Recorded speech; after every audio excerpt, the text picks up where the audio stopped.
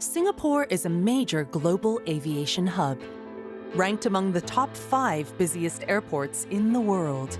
Changi Airport served nearly 70 million passengers in 2025. And moving millions of passengers also means feeding them.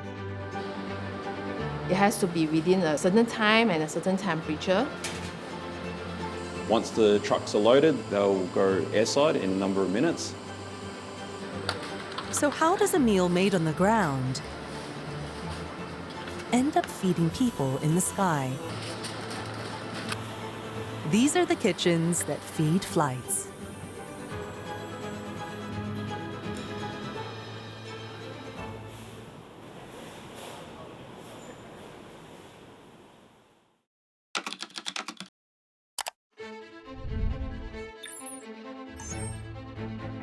More than 12 hours before takeoff, the choreography begins. Meet Matthew Ego Ball. He leads the catering division at dnata Singapore and has spent the past 12 years in the world of airline catering. Our catering facility here in Singapore is 23,000 square metres. It is segmented into specialised kitchens, both hot and cold kitchens, as well as a full butchery, and a dedicated bakery and pastry.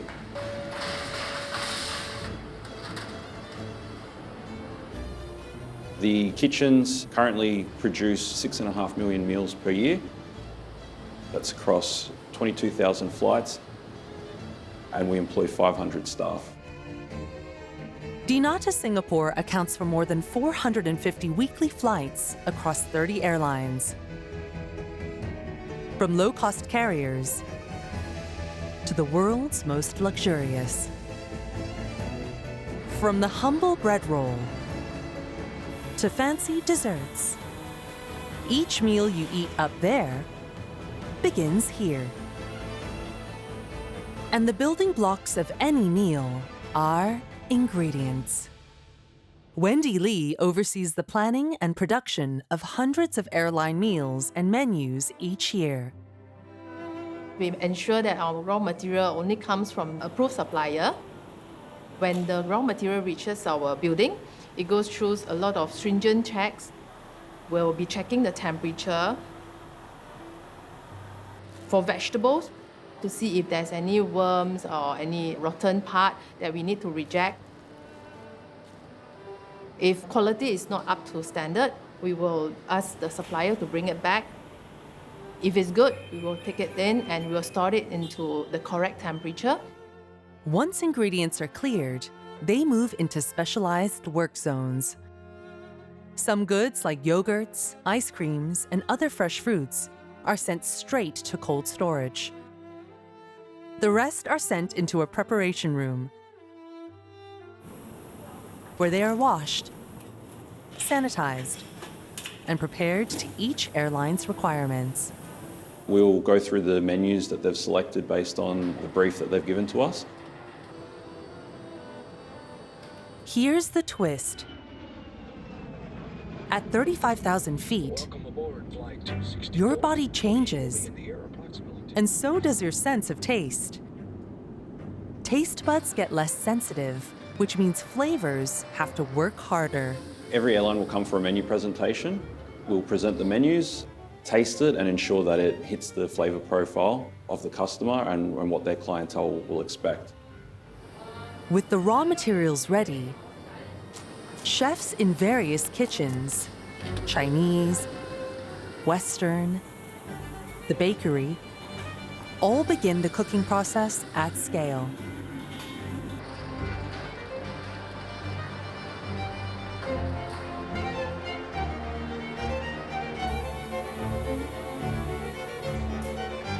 Then they are sent to the blast chiller. Blast chilling is a secret hack of aviation food safety. And with food, temperature is the real deadline. After cooking, food cannot be left out as bacteria will multiply fast. Manager Wendy gives a deeper understanding of this process. So this is a blast chiller. After cooking, all our hot food will go into this blast chiller. It comes with 3 very strong fans, which cools down the food fast. Hot food has to be brought down to below 5 degrees within 4 hours so that bacteria has no chance to grow.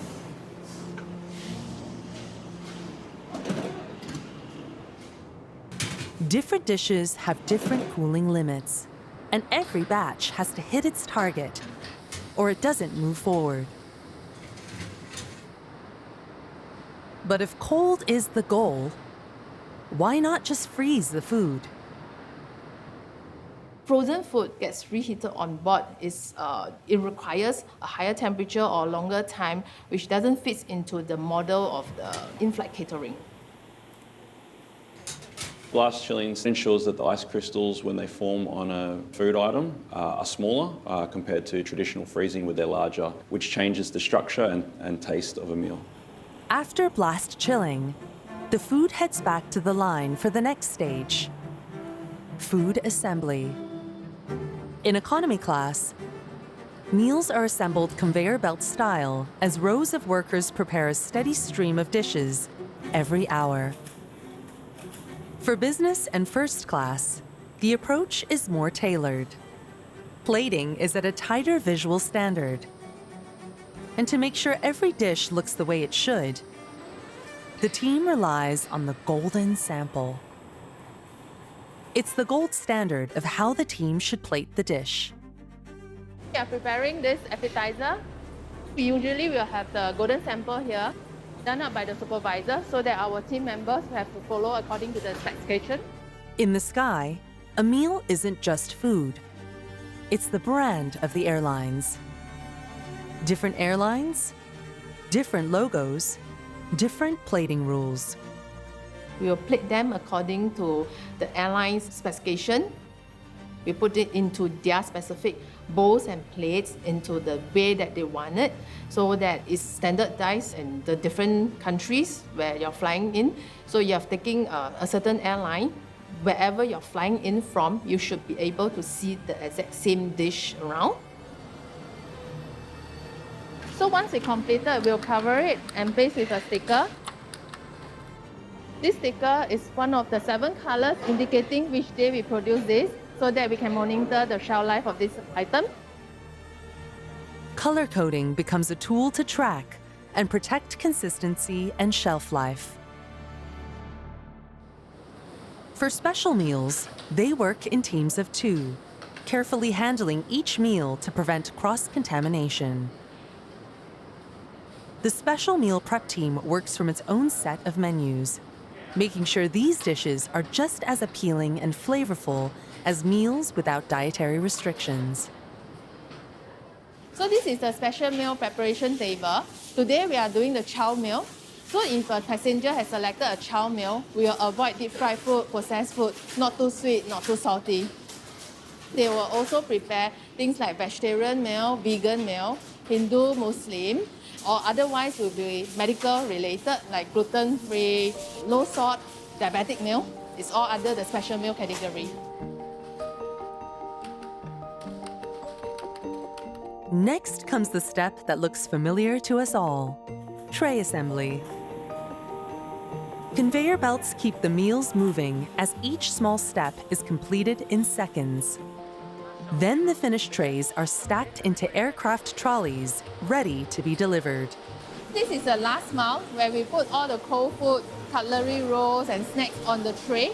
It's easier for the crew to pick up, and the hot meal will be separately heated up and put on the tray before it's serving to your table.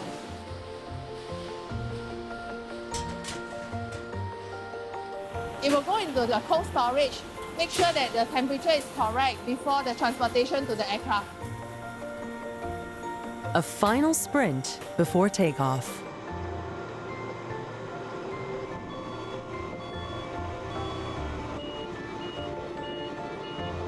The food, once it's prepared in the kitchen, in accordance to HACCP procedures to ensure that it's food safe, it gets checked by security.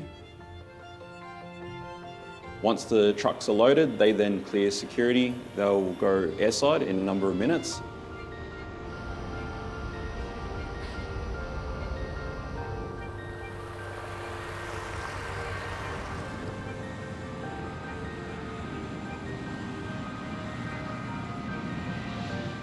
where they'll then begin an exchange of carts coming inbound from the plane and then the outbound meals going onto the aircraft. From there, they'll do a check-off with the crew to ensure accuracy and that everything's on board before our safe journey onward. And these catering trucks have only 30 minutes to load their assigned flights before the plane doors close. Once airborne, the baton passes to the crew. Reheat, serve, and keep the cabin moving. Because feeding the skies isn't just about food. It's timing, precision, and care.